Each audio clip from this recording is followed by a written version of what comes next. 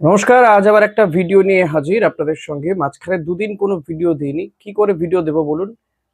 ISL হয়তো খেলা হচ্ছে, কিন্তু ইস্টবেঙ্গল তারা একটা ম্যাচ হেরে একটা ম্যাচ ড্র করে কার্যত তারা ছুটি নিয়ে নিয়েছে। হ্যাঁ, ৩ দিন ছুটি নিয়ে নিয়েছিল ইস্টবেঙ্গল। ইস্টবেঙ্গলের পরের ম্যাচ কেরালা ব্লাস্টার্সের বিরুদ্ধে। অত্যন্ত গুরুত্বপূর্ণ একটা ম্যাচ। সেই ম্যাচটা নিয়ে আলোচনা করব।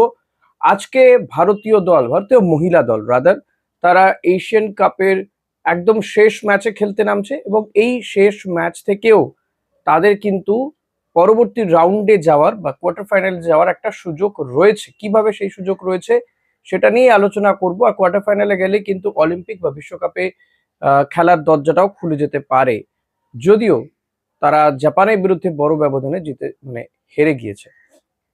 তো চলুন শুরু করা যাক আজকের ভিডিও।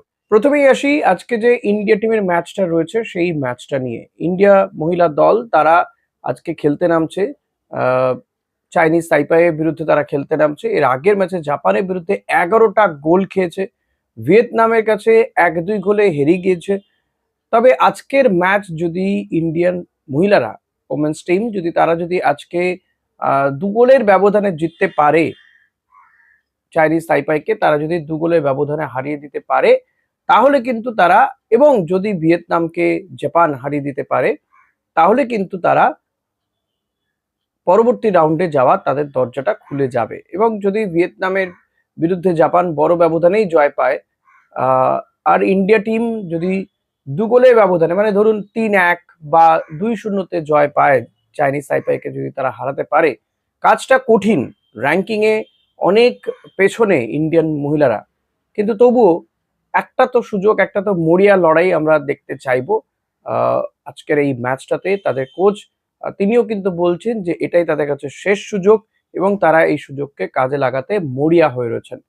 তো দেখা যাক, ম্যাচটা আর কিছুক্ষণ পর থেকেই শুরু হবে। 2:30 থেকে, ভারতীয় সময় 2:30 থেকে শুরু হওয়ার কথা। তো সেই ম্যাচের দিকে আমাদের নজর থাকবে অতি অবশ্যই। আমরা গোটা দেশের নজর থাকা উচিত।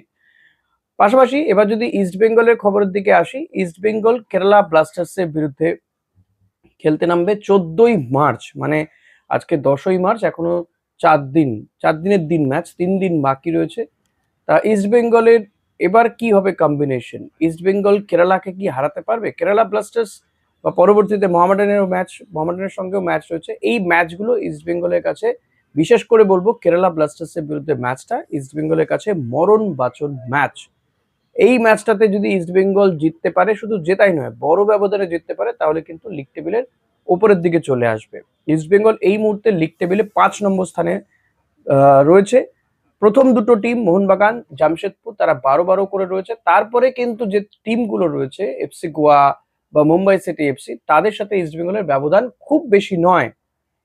ফলত ইস্ট বেঙ্গল যদি কেরালা ব্লাস্টার্সকে হারিয়ে দিতে পারে এবং বড় গোলের ব্যবধানে যদি হারাতে পারে, বড় ব্যবধানে যদি হারাতে পারে, তাহলে কিন্তু ইস্ট বেঙ্গলের পয়েন্ট টেবিলে উন্নতি ঘটার সম্ভাবনা রয়েছে। ফলত কেরালা ব্লাস্টার্সের বিরুদ্ধে এই ম্যাচটা অত্যন্ত অত্যন্ত গুরুত্বপূর্ণ। কেরালা ব্লাস্টার্সকে হারানোটা খুব বড় কাজ নয়, কিন্তু মানে খুব কঠিন কাজ নয়। এটা ঠিক যে কেরালা ব্লাস্টার্স টিমটাতে অনেক বিদেশি আছে, কিন্তু তাদের মান আগের তুলনায় নয়। লুনা বা নোয়ার মতন বিদেশি নয়। তবে তাদের মধ্যেও দু একজন বিদেশি যথেষ্ট ভালো খেলছে। উইঙ্গার একজন বোধহয় নাইজেরিয়ান প্লেয়ার রয়েছে, বা আফ্রিকান কান্ট্রির প্লেয়ার। ওই প্লেয়ারটি যথেষ্ট ভালো প্লেয়ার, আমার নামটা এই মুহূর্তে মনে পড়ছে না। আহ, বাকি কেরালা ব্লাস্টার্স টিমে যে কজন বিদেশি রয়েছে, তাদের মানের তুলনায় ইস্ট বেঙ্গলের বিদেশিদের মান অনেক উন্নত, এটুকু বলে দেওয়া যেতে পারে। কেরালা ব্লাস্টার্স আগে যে খেলা খেলতো তার ধারে কাছেও নেই তাদের ফর্ম, একটাও পয়েন্ট পায়নি সোফার। তো এহেন কেরালা ব্লাস্টার্সকে হারানোটা খুব কঠিন কাজ হওয়ার কথা নয় ইস্ট বেঙ্গলের কাছে। ইস্ট বেঙ্গল এই ম্যাচটা বিকেল 5টাতেই খেলতে নামবে।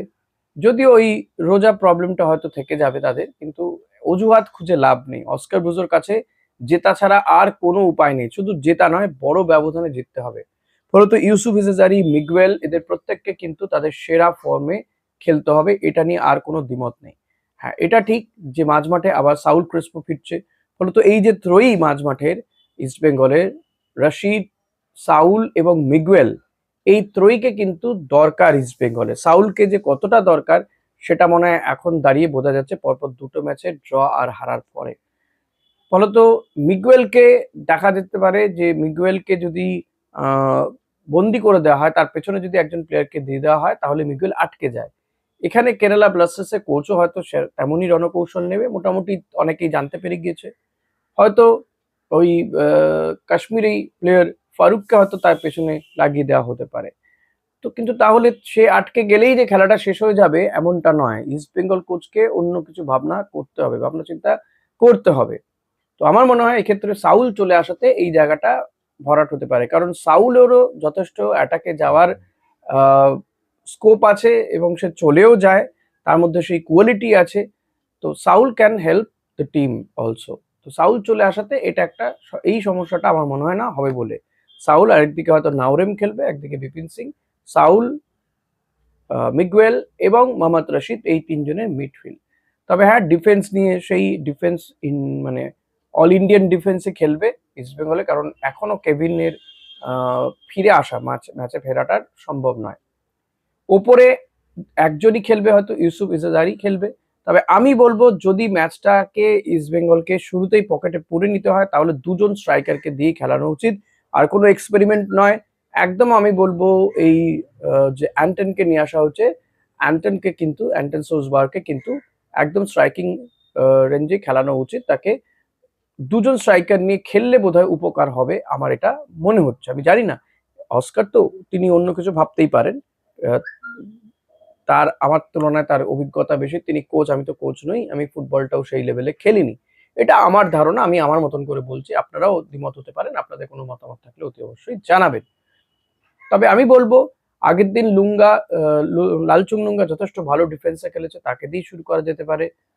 লাল এবং জয়কে না নামিয়ে লাল, রাকিব মাঝ মাঠে যেমন সেন্টার ডিফেন্সে যেমন আনোয়ার আলী আর জিকসন খেলছে, তারাই খেলবে। বা জিকসনকে তুলে নিয়ে সেখানে নুঙ্গাকে খেলানো যেতে পারে, তবে জিকসন এখনো পর্যন্ত যথেষ্ট ভালো খেলেছে। আমি বলবো যে দেখুন, কেরালা ব্লাস্টার্সের ডিফেন্স অতটাও ভালো নয়। তো এই ডিফেন্সকে যদি হার মানিয়ে প্রথম দিকেই গোল করে দেওয়া যায়, প্রথম 15-20 মিনিট ইস্ট বেঙ্গলকে কিন্তু মুহুর্মুহু অ্যাটাক করতে হবে।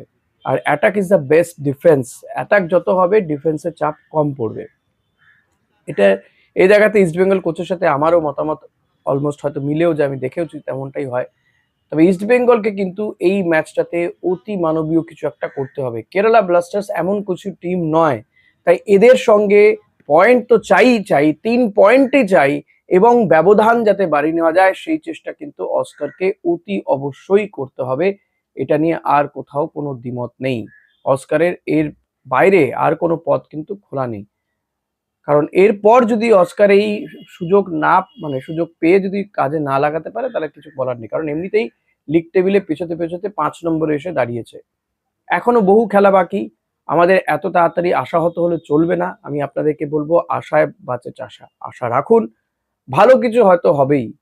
চ্যাম্পিয়ন রেস থেকে ইস্টবেঙ্গল অনেকটা দূরে সরে গিয়েছে, এটা ঠিক। এবং মোহনবাগান যে ফর্মে খেলছে, তাদেরকে হারানো যে কোনো টিমের কাছে বিরাট বড় কঠিন কাজ। তাই মোহনবাগান, জামশেদপুর হারলে ইস্টবেঙ্গলের পোয়া 12, এফসি গোয়া হারলে ইস্টবেঙ্গলের পোয়া 12। ইস্টবেঙ্গলকেও কিন্তু জিততে হবে, শুধু তারা হারলে তো হবে না, ইস্টবেঙ্গলকে জিততে হবে। তাই জেতার মতো পারফরমেন্স ইস্টবেঙ্গলকে করতে হবে, এটা আমি বলবো। তাই এফসি গোয়া হারুক, জামশেদপুর হারুক, মোহনবাগান হারুক, এটা আমরা চাইতে পারি, বাট সেই আশায় অস্কার বুজো বা প্লেয়াররা বসে থাকলে কিন্তু হবে না। আর কোনো অজুহাত নয়, অল আউট খেলতে হবে, কেরালা ব্লাস্টার্সকে হারাতে হবে, এটাই পাখির চোখ। ম্যাচ টু ম্যাচ আমার মনে হয় ভাবনা চিন্তা করা উচিত। অ্যান্টন এখনো পর্যন্ত গোল করতে পারলো না, এই এতগুলো টাকা দিয়ে তাকে নিয়ে আসা হয়েছে। ইউসুফ ইজাজারি হঠাৎ কি হলো, কেন সে আর গোল পাচ্ছে না, পরপর দুটো ম্যাচে কেন গোল পেলো না, এই জায়গাগুলো কিন্তু খামতি রয়ে যাচ্ছে। আমার মনে হয় অস্কার বুজোর এই জায়গাগুলো দেখার উচিত। ছুটি দিয়ে দিয়েছে, যাই হোক, প্লেয়াররা হয়তো ফ্রেশ মাইন্ডে আসবে, খেলবে, হার বা ড্র ভুলে যাবে, কিন্তু ম্যাচে কিন্তু ভাই জিততে হবে। এছাড়া আর কোনো উপায় নেই। ডু অর ডাই, জেতা ছাড়া আর কোনো উপায় নাই। একেবারে ভারতীয় মহিলা দলে আজকে যে অবস্থা, ইস্টবেঙ্গল দলেরও তাই অবস্থা পরবর্তী ম্যাচে। সো প্লিজ অস্কার বুজো, we have to win the match. যাই হোক, ভিডিওটা কেমন লাগলো জানাবেন। ভালো মন্দ যাই লাগুক না কেন আমাকে জানাতে ভুলবেন না। আপনাদের কমেন্ট অত্যন্ত গুরুত্বপূর্ণ আমার কাছে। Thank you. Audio